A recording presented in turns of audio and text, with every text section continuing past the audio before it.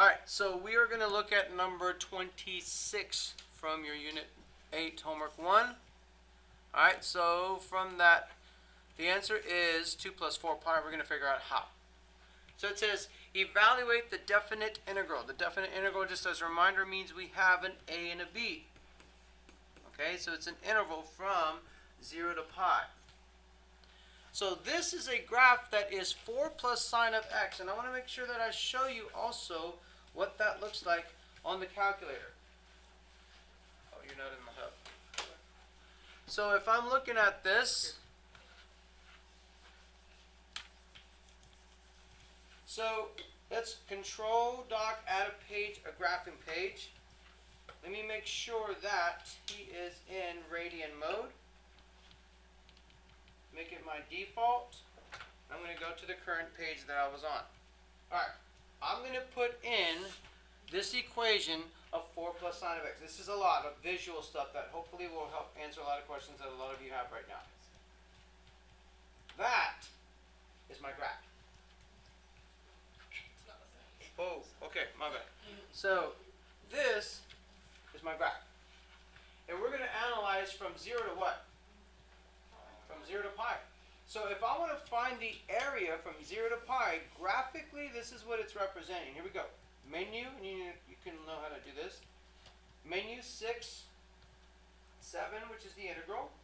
And we're going to go from 0, which I can just type it in. And we're going to go all the way to the upper bound, which I can type that in as pi. So I could just do pi or 3.14. Let me just do 3.14. There it is. What do you see my answer is right now? It's about 14.6, right? So 14.6 over here is what 2, okay, what 2 plus 4 pi would be approximately. Okay, so let me come over here. Oops. 2 plus 4 pi. And yes, you could just type in pi. It's weird like that. Let me show you over here. And you get 14.6. Okay?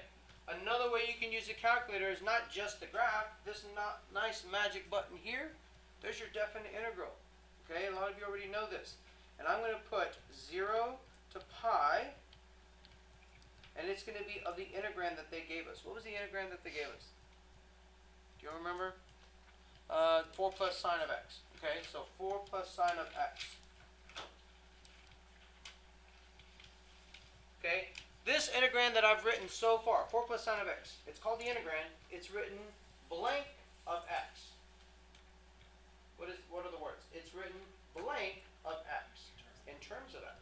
Okay, because this x here that I just put in at the very end, the dx, means it's in respect to x. Okay, so right now, guys, the magic is about to happen as far as you've taken the integral. Once you've taken the integral, this and this nice little pretty thing, it vanishes. It's gone.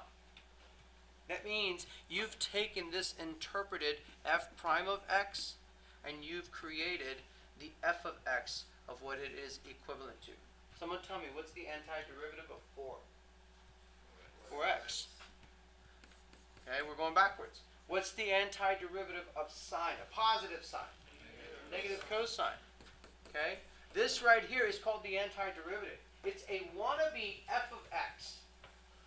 You with me? It's a wannabe f of x if I don't have any bounds. And it would be f of x plus c. Do I have bounds? Okay, so this is not a wannabe f of x. This is a going to be change in position, a displacement interpretation. Why is it displacement? Because of the fact that we have a low and a high. And from the graph over here, it's showing you that change in position. I have a low and a high. It's going to have a shaded area of two-dimensional pieces. Then at the very end, we'll decide, is it unit squared? Is it a word problem? Or is it just a number? Which in this case is going to be just a number.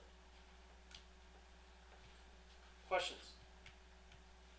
Okay, so let's go back and let's finish this off. Okay? What happened to my equation? Did I write that down? Oh, okay, okay. Cool.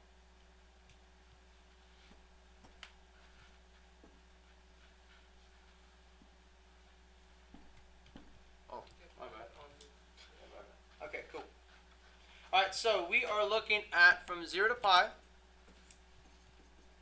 And we'll see what this, and this is the way it's going to look like on your paper, okay? Like you don't need this because I'll know that, I'll know that you know what you're doing. But now at the very end, you're going to put for stuff minus cosine stuff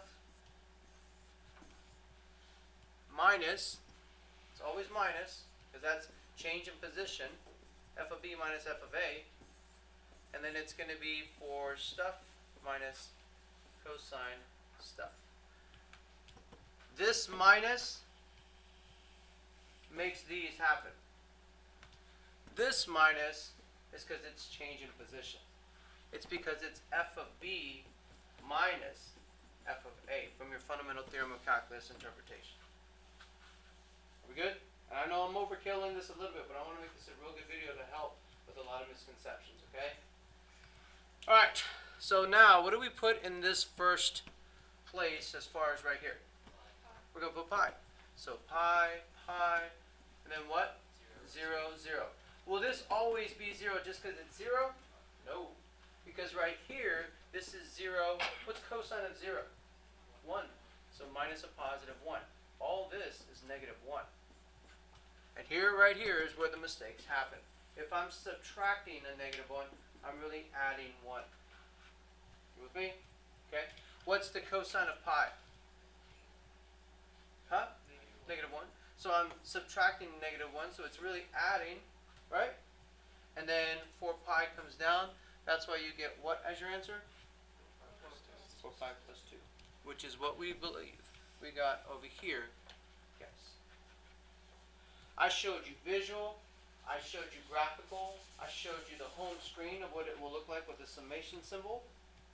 And we talked about, okay, will this have units on the answer, yes or no? Yeah, no units. Let's make it have units. What would it need to make it have units? And I'm talking about units squared. Area. And let's say that this was going to be meters. What kind of problem would it be? It'd be a word problem, and it would have been given to us as what? Meters per time, meters per second, meters per minute, so on and so forth. We good? Alright guys, there's the video.